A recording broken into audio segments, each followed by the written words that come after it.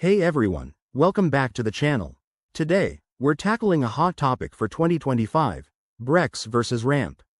If you're a business owner or entrepreneur, choosing the right corporate card can save you time, money, and headaches. So, let's dive right in and figure out which one is the best fit for you. First off, what exactly are Brex and Ramp? Brex is a financial platform designed for startups and growing businesses. It offers corporate cards with high limits, no personal guarantees, and rewards like cashback on spends.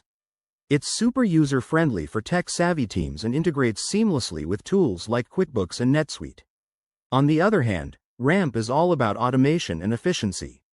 It's a spend management tool that not only provides corporate cards but also helps track expenses, enforce budgets, and even negotiate better rates with vendors. Ramp's standout feature is its AI-driven expense reports, which can save your team hours of manual work. Now, let's compare the two. When it comes to fees, Brex often has no annual fees for its cards, but you might pay for premium features. Ramp is free for basic use, but advanced analytics could cost you. In terms of rewards, Brex offers up to 7 to 8% cashback on certain categories, while Ramp focuses more on overall savings through bill negotiations, potentially saving you thousands without rewards points. Ease of use is another factor.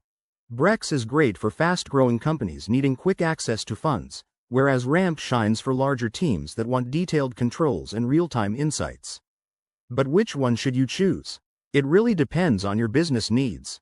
If you're a startup with rapid expansion, Brex might be your go-to for its flexibility and high spending limits.